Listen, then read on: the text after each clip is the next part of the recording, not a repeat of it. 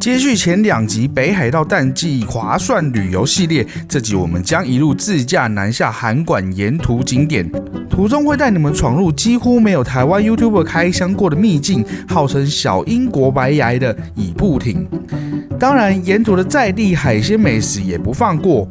经过这集，我们一直以为的享受大房间加早餐吃到饱的度假模式，东南亚才是首选。但北海道函馆彻底打破了这个印象，淡季的 CP 值还能直接完胜东南亚。我们找到一间超夸张的饭店，房间大到离谱，附温泉，早餐是海鲜冻吃到饱，3人房1晚竟然只要台币2400，这根本就是买早餐送住宿的梦幻行程嘛！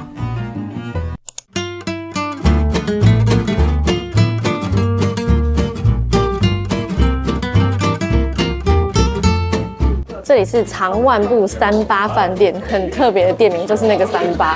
然后我们今天呢是要从洞爷湖前往函馆，在路途上呢会经过长万部这个地方。那这个地方最有名的就是毛蟹还有扇贝，所以我们就找了一间呢评价很好，然后很受当地人欢迎的店来吃这些东西。其实靠海就是吃海东西。像我们去瑞芳也会吃什么海鲜米粉，那像这边就会有什么海鲜拉面之类的东西。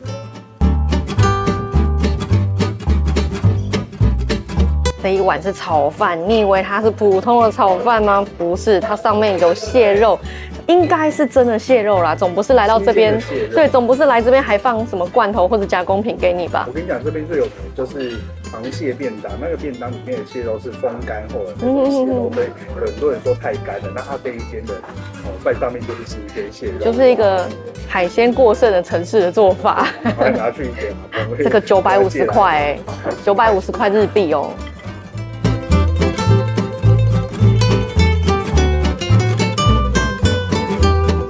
再来是这一份，忘记它叫宝湾冻还是湾宝冻，重点就是里面呢有很多的扇贝，然后这个 set 1000日币。它有2个扇贝，然后你旁边都是扇贝笋，超多。这全部都是贝类。对，我觉得好划算。如果我这样应该吃爆它，我现在还没吃完，对吧？应该会吃爆它。这一碗也非常的好吃，它里面呢都是贝类的甜味，再加上它本来就是用有一点点甘甜味的酱油去炖煮的，所以呢就是吃起来就是只有鲜甜可言啊。但是呢日本人就是想他们很喜欢把一个东西然后放大，里面没有其他的配料，吃起来呢是稍显单调一点。我刚刚吃一口是觉得非常好吃，因为太鲜太甜。这一碗呢是这间店的招牌冰烧海鲜拉面，你看里面的海鲜多么的丰盛啊！有一只这个哇这么大只，这一碗台币200多，你看这么大一只，然后里面还有一个那个干贝的扇贝，夹给大家吃。这么完整的扇贝，然后这个应该是蛋菜还是什么新鲜的蛋菜，对之类的。虾子，这碗拉面很有趣，我们就前一阵子到北海岸那边去闻到了那个绿石槽那边海水的味道，然后这碗汤呢就很重现那样的味道。然后其实我觉得来一客泡面呢也是还蛮重现了那个海鲜汤的味道，这个吃起来超像浓郁版的来一客，很像从海里面捞起来的东西，然后直接吃，不是不好吃，是很鲜的那个。没错没错。它因为它做成原味，所以就咸咸的很好吃，单纯又好吃的味道。然后另外阿嬷呢点一个比较中华式料理的这个烩面，看起来是很好吃。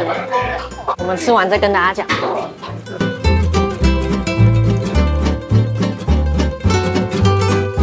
我们帮小朋友点了一份饺子，然后那个饺子看起来超好吃。第一次在日本点饺子，会让我觉得哇，好想吃哦的感觉。因为你很讨厌日本的饺子，很小颗，然后没有台湾的好吃。对，没错。我们吃一下煎饺，小孩吃不下，才轮得到我。很大颗呢，这个要2-3口才吃得完。通常那个大黄酱的话，大概1口可以吃2个。它里面呢，基本上都是剁碎的高丽菜，很鲜甜。然后它虽然看起来很大颗、很饱口，可是其实它的皮跟内馅之间是有空隙的，但是还是好吃的。我跟你讲，这间店感觉就是中华料理，对不对？好，这个饺子。没错没错，好吃的。我跟你们说超夸张啊！刚刚这一碗味噌汤里面还有小猪背，本来以为只是普通的，然后刚刚这一碟呢，它是用有点像清酒味道去腌制的，好划算，真的很夸张哎。形容你mua bạc嘅小甜湯。5-6年的行驶速度。这里是喷火湾全景公园。我们想说这么长的旅程啊，还是要带小朋友来放电一下，不然他们实在是太无聊了。那这是北海道一个盗猎公园，日本的这种国家公园啊，说真的。不用说，里面设施都是非常的好，而且完全都是免费。那因为现在北海道呢是属于冬末初春，外面还蛮冷的，而且才刚融雪而已，所以外面的部分呢是都还没有整理好，没有开放。外面是有人区的。对，然后所以呢，我们就带小朋友来室内的玩。那室内的其实也非常的足够了。好玩吗？好玩。你要抓到人了。这边没有那种小小的玩具啊，是属于要你消耗体力跑动的。那你看这个场地啊，很大，却没有什么东西，因为所有的游具都设计在边边角角，都在楼上。我跟你讲，他们这个里面都非常的温暖，所以我觉得我们淡水应该蛮需要这个的。像这个区域是属于小孩的，大小孩要分开比较安全。一种这种公园啊，都会盖在风景优美的地方，这样大人带小孩来玩也不会觉得无聊，至少还有风景可以看，甚至还有很多呢，它是有结合其他功能的一些公园，像里面我们有碰过还可以打高尔夫的啊，这个不知道有没有。一般我们的儿童游乐设施，如果有附设一个卖轻食的地方，你就要感恩戴德了。但人家不是卖轻食，是有卖定食，而且呢，它这个还带有一些伴手礼，这边还可以吃到白色恋人的冰淇淋，太吸引人了。那边还蛮多家长坐在那边享受悠闲的片刻，看一下风景。发现一件很有趣的意思，他写说呢。这边是香草鸡的发源地，大概30年前啊，他们这边呢原本在养鸡的，有一天突然鸡都不吃饲料了，就发现他们都跑去吃旁边的香草，然后后来就发现，这个鸡不会生病了，然后长得特别的好，吃起来呢就没有什么腥味，腥味，对，然后脂肪呢分布也是特别好，所以呢这个饲养的方法呢就从这里，然后流传到全国各地去，所以后来我们就会看到香草猪啊、香草牛，所以这个就是一个发祥地就对了。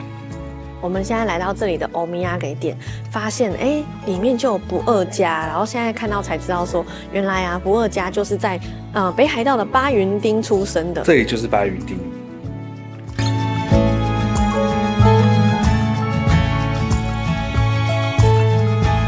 地方最漂亮的风景啊，不外乎就是这一片海湾，还有跟它搭配在一起的这片树海。那其实这个地方呢，为什么叫喷火湾啊？是因为当时呢，英国的船来到这边的时候呢，看到这个海湾那边旁边有火山，所以呢就把它取名叫做喷火湾。那其实从英文上面看来的话，应该是火山跟海湾这2个单字才对，不知道为什么会翻译成喷火湾 Volcano Bay 这样子。对哦。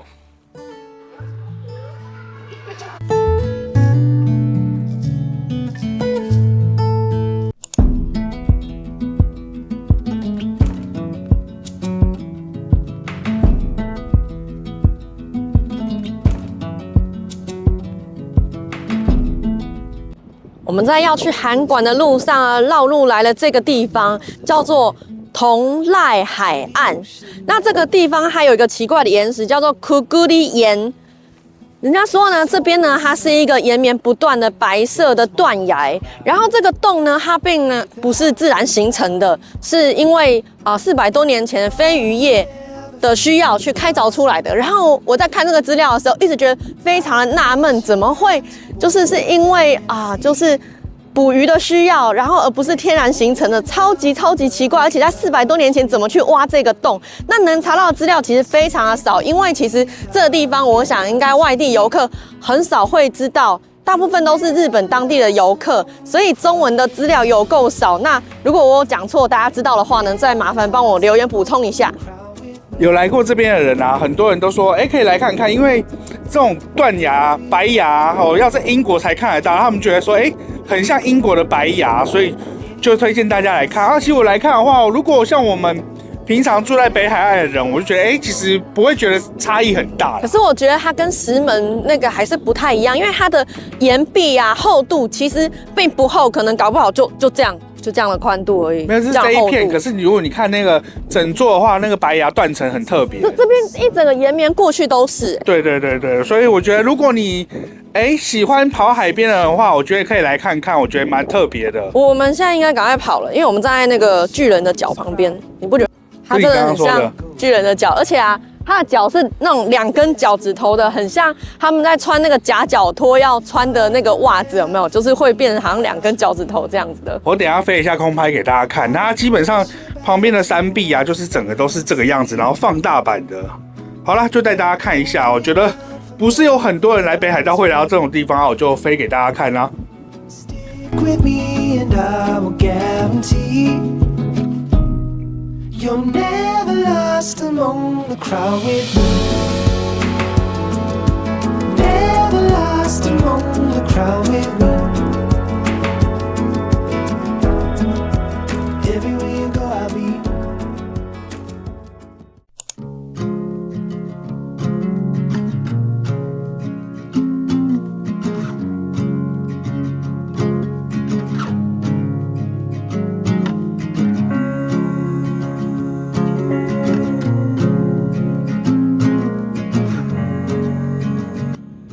来到这个就是龙濑海岸的白崖啊，有没有很漂亮啊？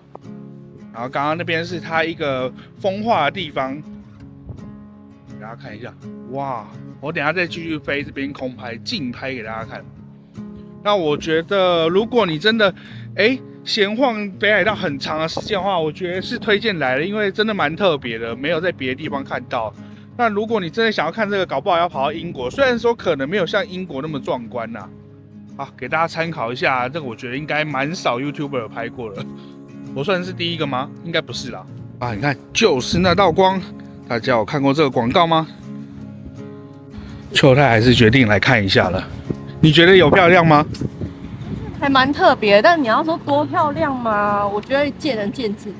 这是属于一个拍起来漂亮，但实际上看起来就是，还是见仁见智的。我觉得实际来看也蛮漂亮。我爸刚刚觉得很惊奇真的吗？真的，我妈也说哦，嘎仔无来给大家参考一下哦。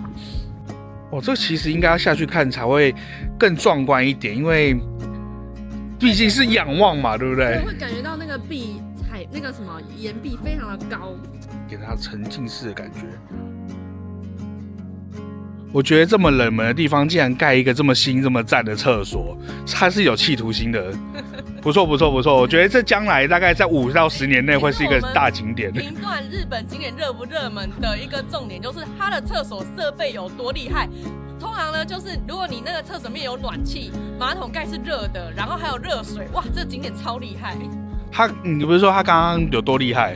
就是那个马桶如果脏脏的，然后就是你本来想说可能还要手动去清吧，结果没有，他后来就开始对准那个污点，然后就自清。怎么会脏脏？你刚刚大没有，不是我害的。好了，就这样。这厕所好像真的蛮厉害的。不想看的话可以转掉，我要上一下厕所。真的好干净哦，好新哦。这里真的有厉害，它光是要让尾田荣一郎啊来把格雷画成这样子，就非常值得来看了。你看还有签名，太厉害了。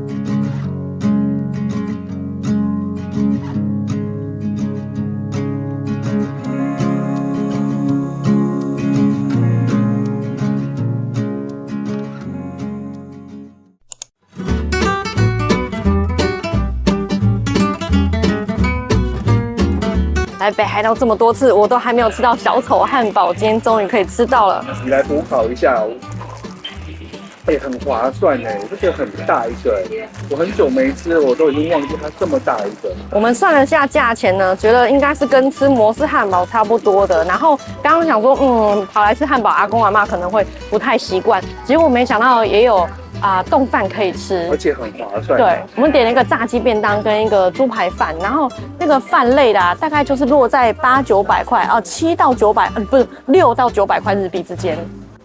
我们吃的这间是韩馆站前店，很热闹的地方。可是其实这个时间呢，路上都没人现在才晚上6点了。而且我好喜欢这家店的氛围哦，它超级复古，上面的灯呢都是那种彩绘玻璃，然后不像在素食店的感觉。我跟你讲，它本来第一间本店就长类似像这样子，这个已经很豪华了，因为我只有吃过本店了。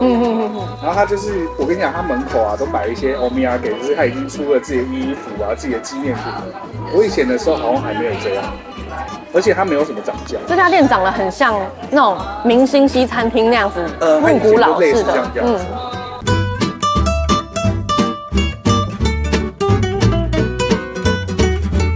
我们点了5个汉堡，它基本上呢是炸鸡汉堡，那其他的配料呢，你也可以单独点，不要鸡都是 OK， 或者是炸鸡再加上起司再加上蛋之类的，变化蛮多的。我记得它的口味啊，就有点像是好吃的韩式炸鸡，然后外面包了那个汉堡的皮，你试试看是不是这样子？好好吃哦，但是呢，我们觉得不到世界好吃。可是呢，算一算，其实比摩斯麦当还要便宜，因为它单点一个汉堡大概是就400多块日币，大家自己算，不到100块台币。然后呢，里面的鸡肉非常大块，那它美乃滋虽然挤的还蛮多，可是因为它是有带一点酸味的，所以我觉得还蛮解腻，不至于会到觉得恶心。因为其实我是不爱吃美乃滋的人。然后再来呢，它的面包皮啊，我觉得很像我们很常吃的那种美而美麦味登的烤的好吃的那种汉堡皮。我跟你讲，你如果有那个套餐要点起来，因为它的薯条超级好吃，对，基本上北海道马铃薯都超好吃的。好，然后再来是它的薯条呢，还有加上起司跟肉酱。那个肉酱呢，不是番茄肉酱，我觉得有点像牛排酱的感觉。好吃好吃，所以推荐大家如果没吃过的话，试一试。如果你来了之后，你都会想要再吃看，就是这样子。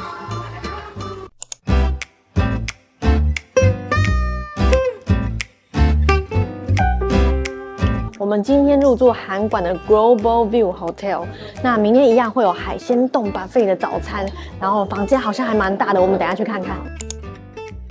我们订了2间房间，一间是441看一下。我们今天入住836号房，因为今天比较手忙脚乱，所以简单的开箱一下给大家看。我们先从进门开始。从我这边进门开始，玄关非常的小，鞋子全部挤在门口。但是你错了，因为呢，鞋柜在这边超大的，就跟那个叫什么，就是试衣间一样。对。天哪，真的就是一个小小的试衣间的感觉。给大家看独立的厕所，这个隔间是浴室，我们等一下再看。我们先看这个小客厅，还蛮舒适的，有一张沙发。可是呢，其实这间房间它是2加1床，加的1床就在这张沙发上，它是一张沙发床。接着这里是卧室，2张110的单人床。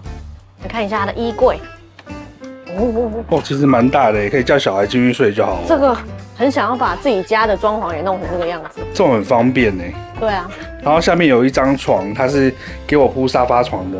那床垫还蛮厚的，所以我觉得直接铺在地上当榻榻米也可以。我才不要睡地上。现在从房间拍出去，客厅的样子是什么样子呢？这个客厅啊，旁边它还有一个小厨房，然后呢是没有明火的，但是你可以稍微加热一点东西啊，或者是弄点简单的东西吃是可以的。它有微波炉啊，它下面有那个电磁炉，可是它没有提供锅子。我刚才已经看过，不用看了。但是有餐具。对，所以有盘子什么的都有，那只能微波而已。冰箱还蛮大台的，但里面什么东西都没有，你要自己买东西补充。然后你看旁边这台电视，它感觉很像闺蜜机。最后来看浴室，竟然有自己的一台洗衣机，然后这个是盥洗台，然后再来里面有一间浴室，那是干湿分离的，你要在里面泡澡或是淋浴都是可以的。浴室很宽敞，可以2个人一起洗，一个人在里面泡澡，一个人在这里洗澡。这算是罐头式，可是我觉得算是比较大的那一种，我觉得还不错。这间饭店还有温泉可以泡，听说也是蛮厉害的。那明天的早餐呢，我们就明天再拍给大家看。这间房间以日本的房间来说，真的是很大耶，超级大的。然后如果早餐好吃的话，明天再告诉大家这一间多少钱，其实还蛮 OK， 蛮划算的。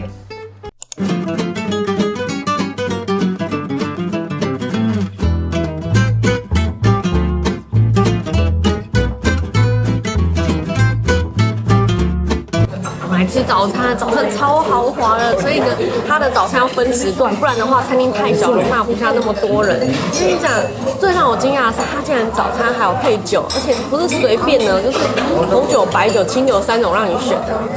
生鱼片种类也超多的，我光是拿生鱼片，我的盘子都占满了，其他的熟食我都还没拿到。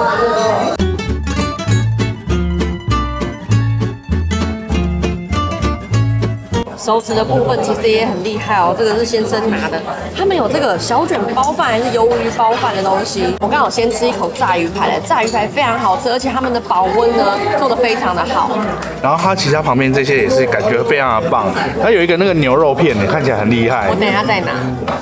这家没有无限供应的鲑鱼卵，它的鲑鱼卵呢是拌在饭里面。那另外我们看到的是蟹肉，所以其实我觉得这个饭也够厉害的。那这个生蛋是我自己打进去的。通常蟹肉饭是很贵的，对。然后它就直接让你早餐吃到饱了，厉害。等一下如果你知道这一间饭店的价格，你一定会吓到下巴掉下来，真的。下巴脱臼。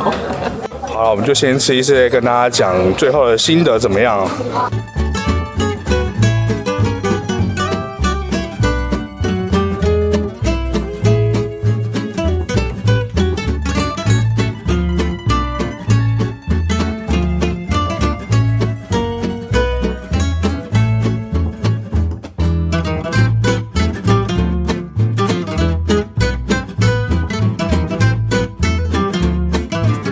这里的生鱼片很有水准哎，就是有点像是我们在外面餐厅随便吃到的那种海鲜冻一样的等级，当然不是那种名店的啦，可是就是这样。好吃哎，我觉得这是我们这几天吃里面生鱼片品质最高的一间了。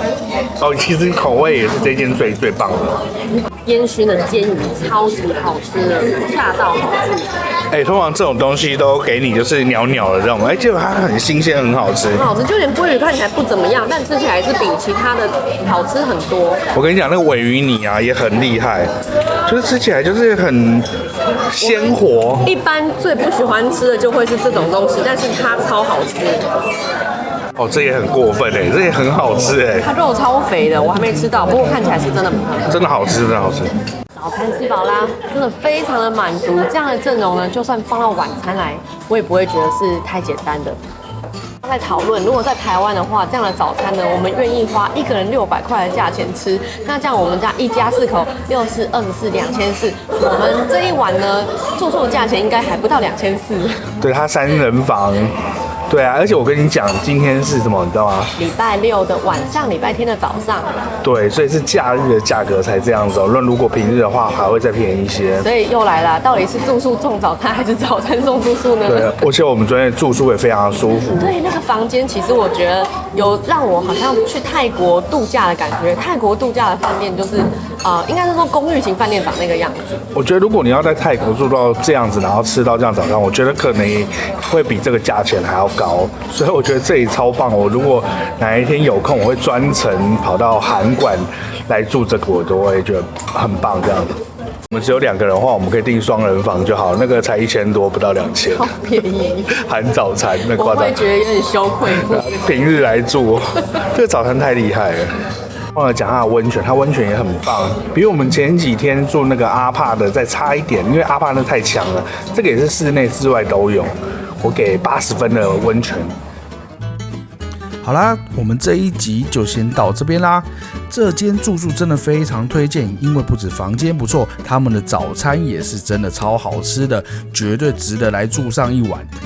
接下来我们要继续展开韩馆的2天1夜的行程，下一集的住宿更是升级版，是一间超值的1博20，不但晚餐和早餐都是满满的海鲜吃到饱，一间3人房竟然只要21500日元。最棒的是他们的温泉超赞的，房间也很舒服。当然，充满昭和怀旧氛围的韩馆景点，我们下一集也会带大家一起走走。我们下集见啦，拜拜。